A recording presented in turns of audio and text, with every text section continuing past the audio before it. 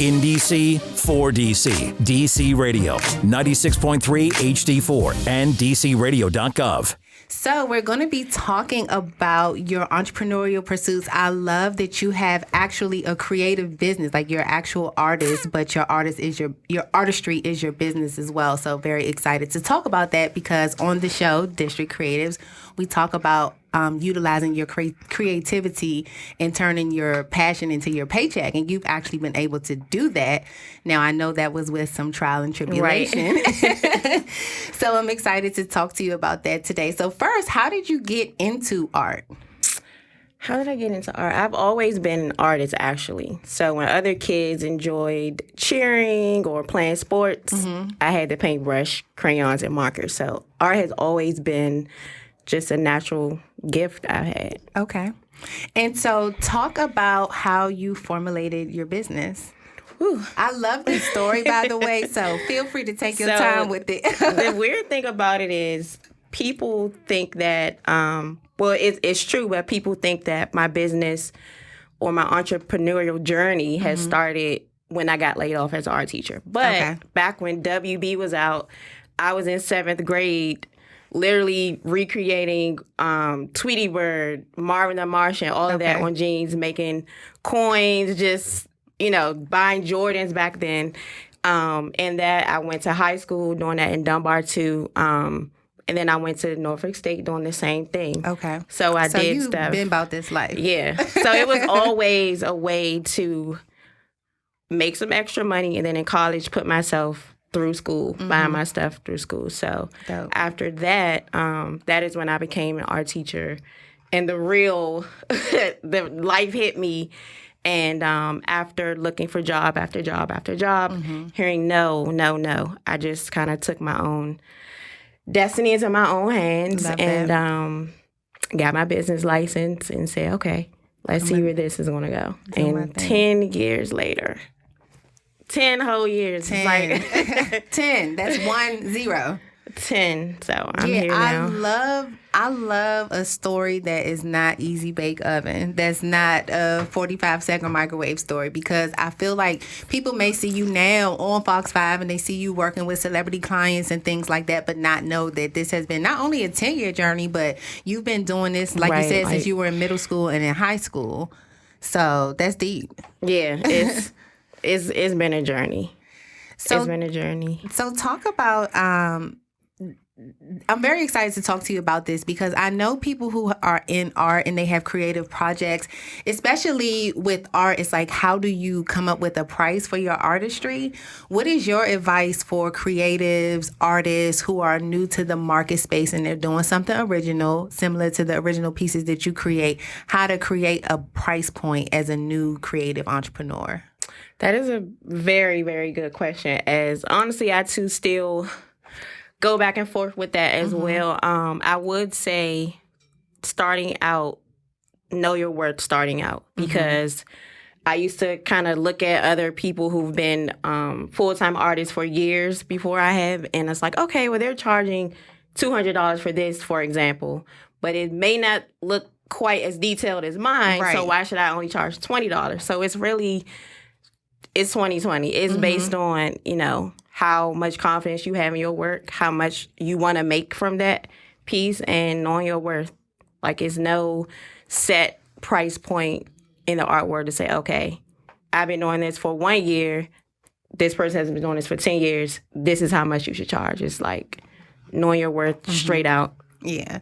What I love about your brand is that you have the colors speak to me. They're always very bright and vibrant. But for those who are not familiar with your collection, talk about some of the pieces you offer, not only the art, but you do really cool things like umbrellas and shower curtains, which are all like really dope. Thank you. So I call myself something like the Black Martha Stewart in a sense. I always had this vision of without creating something. Yeah. With creating something one time and then having that on shower curtains, mugs, canvas, wearables, umbrellas, and now I'm venturing into this body paint, even edible. So I want to be, I can cater to more than one clientele. So if you don't want to wear it, hold it, sip out of it. Yeah, I love that. I love that. So one of my favorite questions to ask of entrepreneurs on this show is about mental health. And I know that this will resonate with you because you have a specific message and focus on mental health. But I want to know, from your vantage point, have you seen positive benefits from being an artist with your own personal mental health? Because a lot of research studies that I've come across have shown that there is a correlation between a creative outlet and positive mental health. So how has that impacted you? So my art and mental health is two-way. So one is therapeutic. Mm-hmm. It frees my mind when it's racing with a million ideas. Yep. A calming tool for me, a way to just express myself, get it all out. Mm-hmm. But then on the flip side of that, it can cause anxiety. Because it's your business. Yes. And it's how you fund your life. It's like taking custom orders, things that are what shall we call triggers, mm-hmm. Can be very overwhelming. Yeah, I get depressing, that. Have you become very anxious when you are feeling rushed, or you may not create something that you feel that people might like. Yeah, and that creates more anxiety. Yes.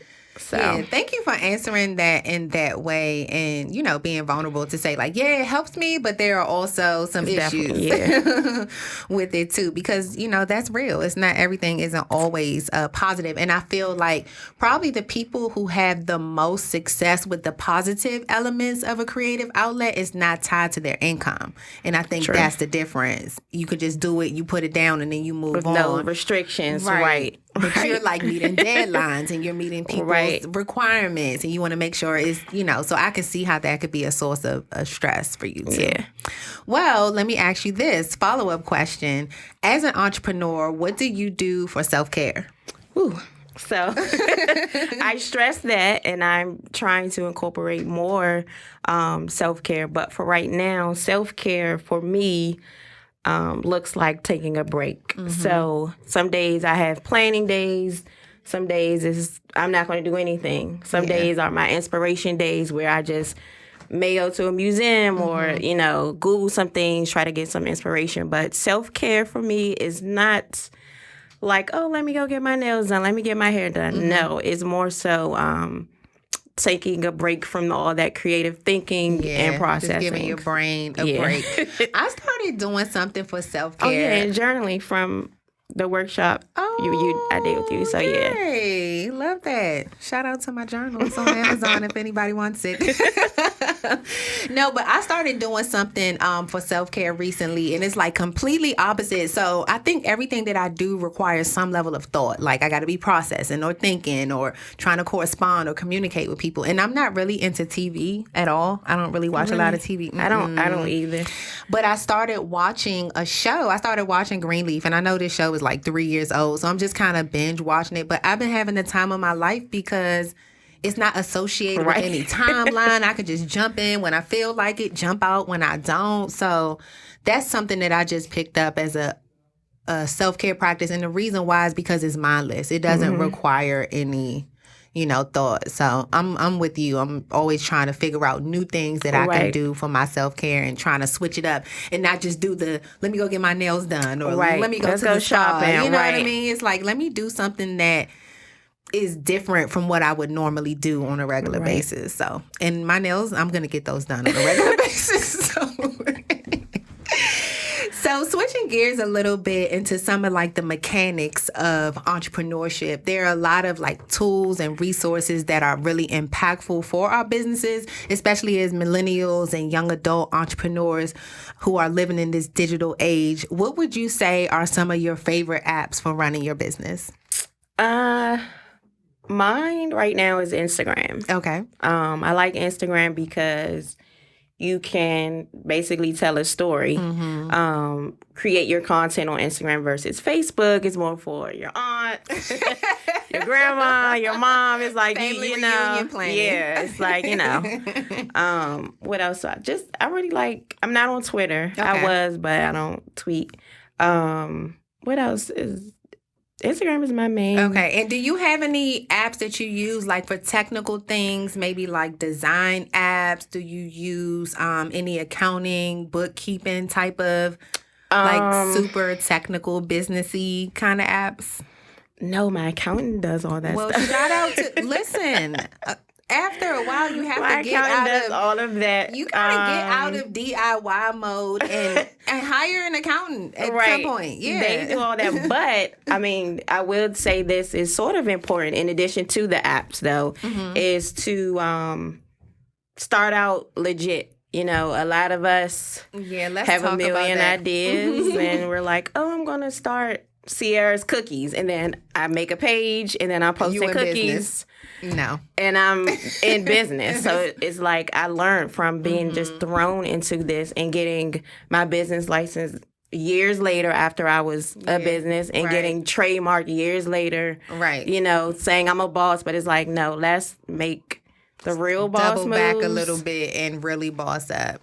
I'm glad you brought that up, and I want to talk more about that because I feel like a lot of people fall into that category. And one of the benefits that I have of some of my working relationships is that I do a lot of work with DSLPD, and some of the advice that they do give to new entrepreneurs is just to kind of get out there and fill out the marketplace first. So I do think there are some benefits to not being as formal, but to your point, at some juncture, it has to be like, okay, what am I doing to formalize my business? What is my structure? Do I have the capacity to do all of the technical stuff like the accounting and, you know, I mean, you're an artist, but someone who has to contract out for graphic design work and things of that nature. So you do get to a point if you're having growth in your business that those are some of the questions you have to ask yourself, and those are some of the things that you have to put in place if you really want to move forward. Even paying taxes. It's a lot of bosses out here that's you know, not report, you know, just doing things. Oh, I'm going to take cash, and that's cool. But it's just eventually later on, it just comes back. Yeah, and then growth requires you to move in a certain kind of way. Yeah. So, you know, in order for you to get certain contracts and checks to come in a certain way. EIN, where's this? You need to be approved. It's like, just... Are you a vendor with a county or a municipality? Like, all of those things matter. They really do matter in the grand scheme of things. So, yeah. I'm with you. Let's formalize these businesses all year long. What would you say one of the biggest lessons you have learned in entrepreneurship is? The biggest lesson I've learned is just to be myself. In this creative world, I've been mimicked a lot. It ain't me, sis, because I don't know how to draw. So I didn't mimic or... you know, you can be criticized a lot, you know, and you can't please everybody.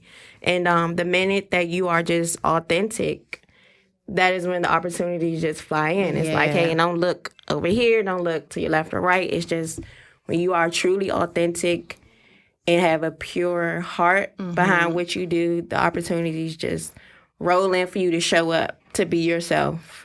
Yeah. I love that I saw on Instagram, I believe, that you were doing some work with Taraji P. Henson, another beautiful DC girl like yourself. So I wanted to find out, how did that partnership come to fruition? And I know that was very important to you and for you. So I want our listeners to hear that story. In my whole 10 years, guys, I manifested this partnership. I mean, I would tag Taraji. I was making stuff, tagging her, and I was like, one day I'm going to meet her. This vision board thing, right on my vision board. And then I started creating, I became a caregiver to my mom. I had no connection to mental health at that point. So I started learning about depression and anxiety and like all this stuff. And then I created these murals on the bathrooms that infused mental health affirmations and the importance of therapy and stuff like that. And one day I just got a notification like, partnership. I was like, me? And I was like... looking at the email. Wait. So I was like, wow, a whole partnership to be the artist for the Boris Lawrence Henson Foundation was like... crazy. Super crazy. And congratulations over and over again for that. So we had the launch in LA, and then ever since then, it's been planning, because it's like a huge thing coming up with partnerships with all these different organizations to do the bathrooms. It's like, okay, it's one me. Right. Dreams really come true, but when it's here, what are you gonna do? Listen, but let's go back to, for those who are not familiar with the bathroom thing, because I think that, you know, I know you've had popularity and people have known about your work, but a lot of people were touched and inspired by what you were doing with the DCPS bathrooms. And I know it has expanded to other school systems, which is dope. I felt like I saw you in like Chicago. Yeah. I mean, I'm like, your girl is just getting around town. So Affirm It with Art is my mural kind of movement I created with the school bathrooms. Being a teacher, after I taught, I was still going into schools under the Show Up, Stand Out program. I'm familiar with it. Yeah, I was still Wasn't working that about with bullying? Yeah. Okay, bullying prevention. But during my sessions with the kids, I noticed it was a lot of talk about jumping people and not having even clothes, and a lot of discussions about they don't love themselves. I worked with girls a lot. And it was crazy. So I felt like in the bathrooms, that's a way where kids would often go to fight, committing suicide. So it's like, why not take that into somewhere, recreate it, have them say these affirmations out loud, have these words infused, because they playing hooky in the bathroom anyway. If it's gonna go down, they having selfies in the so it's like that was one smart way that I figured, that could capture their attention and also infuse the whole purpose behind the movement. And that really, really took off. I was super inspired to just, see that. And it also just took me back to my middle school days, where it was like in the bathroom, it was like, oh, such and such did such and such. And wrote something it on in the marker, like that's what I remember about the bathroom. And they're trashed. And another thing, they, unfortunately, they look pretty nasty now. So it was also a way to do something creative as a makeover. Refurbishing, and that's pretty dope. So where do you see, what would you say is your biggest business goal? What is my biggest business goal? Right now, I'm kind of on the fence. Sometimes I think about having a store, but I'm not only wearable. So right now I am enjoying this body art, and I am looking forward to the same thing like the bathrooms, but on your body. So this right now is called Body Language. Okay. And it's infusing the stories of people who suffer from mental health issues, who maybe have miscarried, who maybe domestic violence, anything. So right now I'm thinking traveling artist for right now, doing different projects, and then maybe some collaborations. Okay. That's what I want to do. Now, with the body language, I saw someone do a shoot, and I know this person recently underwent some weight loss, and it was more so about affirming positive body image. How do you plan on infusing that into the conversation around the body language movement with the body paint? So in my sessions, we actually have dialogue. We create video as well. So it's like a whole experience. We're talking about, with this specific person, talked about their journey of losing weight because they had some reservations at first. And about it was doing like, the shoot. And it's like, no, everybody, you have to have a certain body weight to do this. You have to have a certain type of figure. And once I put that first coat of paint on, literally, it was like an alter ego came out. I was like, wow, is nice to meet you. Yes. So it was just amazing. It was just like, once the paint came on, a whole new person came, was like, you know what? I do feel good. Like, I don't have to be a size 2 to do this. Yeah. So it was pretty good to reinforce things that they probably a little insecure about. But then like after positive. the shoot, it's like, hold on, when can I get this again? Can I wear this? Can I wear this home? Right. And they did wear it home. That's so funny. Hilarious. So let me ask a question for the aspiring entrepreneurs. You've obviously had your ups and downs in entrepreneurship and had to develop your own little toolbox for success. If you were making an entrepreneurship drink and the drink had 3 ingredients in it for success, what 3 ingredients would be in your entrepreneurial success beverage? Okay. I would say consistency would be number 1. Faith, because every month I haven't been late, but it's like all month is like, God, come on. And then a slew of orders are coming. Like, I know I prayed, but not not like this. I just want to make sure you heard me. Right. So consistency, faith, and originality. Okay. That's what I would say. I like that. So at any point in your journey, did you find yourself away from your passion in a work experience just for the purpose of gaining income? Yeah, because excuse me when I say this, but dealing with people and their custom demands, I've threw in the towel 1,000 times. It was like, you know what? But then again, I say, well, I can't type. Right. I can't ring, what am I going to do? Right. Like, I have an art degree. Right. So. And you're an artist at the heart of who you are. Right. So things would kind of reel me back in and say, you know what? Yeah. Get it together.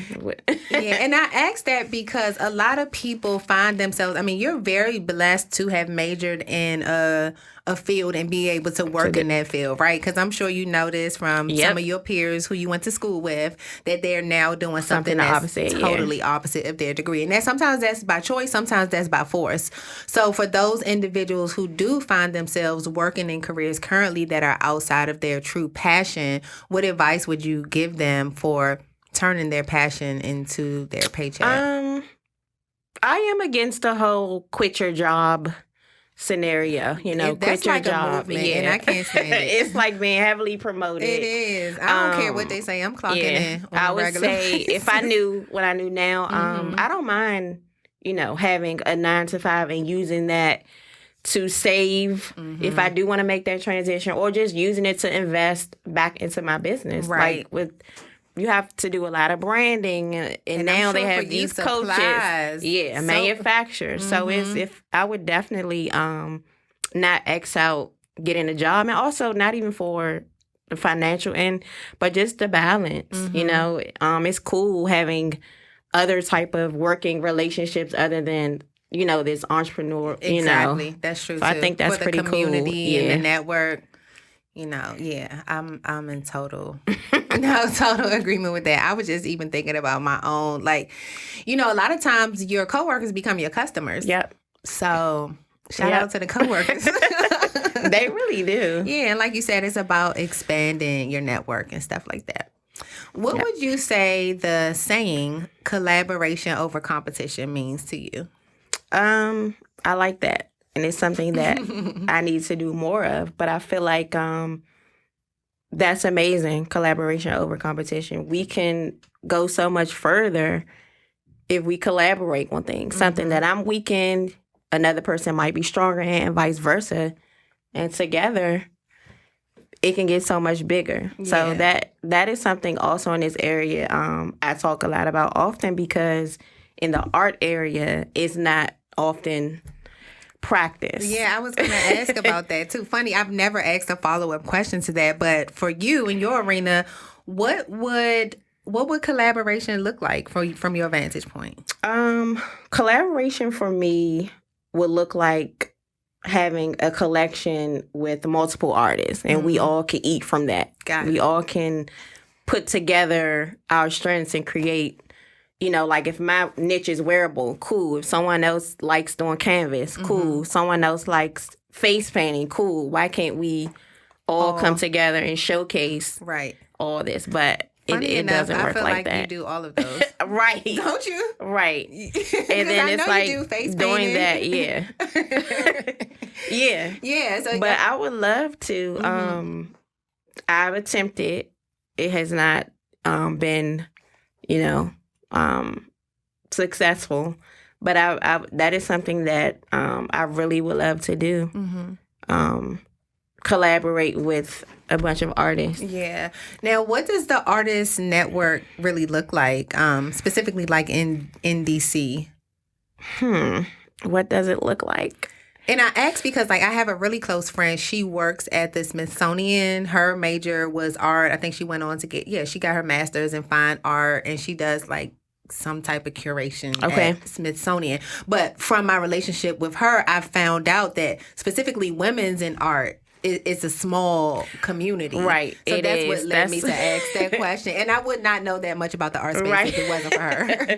Well, that's that same thing. It's a very small network. It's like people don't want to collaborate for whatever reason. I think the mindset a lot of women artists in this area have is something will be taken away from them. So they kind of withhold it. So it's like, it's scarce. Yeah, I get it. It's scarce and kind of cliquish, so. Well, it's going to get better. You're going to lead the charge. All right, well, we're going to switch it up and do something really fun that I like to do on the show with the last 3 minutes that we have. And it's a game that's called hashtag DC or Nothing, pays homage to Mr. Tony Lewis Jr., who was actually here just the other day, around DC culture. And I know that you're a DC native, so I'm going to ask you some questions about DC, and you have to answer with a person, place, or thing, only in the city. Ooh, look at your face. God. You was not prepared. So here we go. Lightning speed. You ready? Oh, my God. It's going to be fun. It's easy. Okay, you ready? Okay. DC or Nothing. Name, you look so nervous.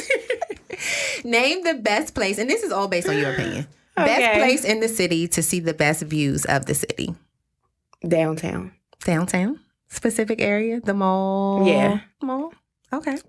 Now, I will say that's not a popular answer. What's the popular answer? Southeast Panorama Room, Morris Road, top of the hill. Like that. But it's cool. The W rooftop. Cool too, but that's fine. Okay, next question. Name a woman in the city, from the city, or who has spent time in the city who provides inspiration for you. Who provides? Poet. Say more. Who is she? Where's she from? Poet is a radio personality for WPGC. And she provides inspiration for me because she just keeps going in spite of. Love her. Shout out to Poet. All right. DC or Nothing. That was a good one. DC or Nothing. It's Self-Care Sunday in the city. And you're spending the day doing some self-care by yourself, for yourself. What you gonna do? Where you gonna go? In DC. I'm gonna stay home. In Northeast. Well, look, shout out to you for being a true Washingtonian who you can actually stay in the city and still be in the District of Columbia. So that's a big deal. Well, Cierra, thank you so much for joining us today. Please let us know how we can keep in contact with you on your website and then also on social media. My website is the Cierra Lynn Collection.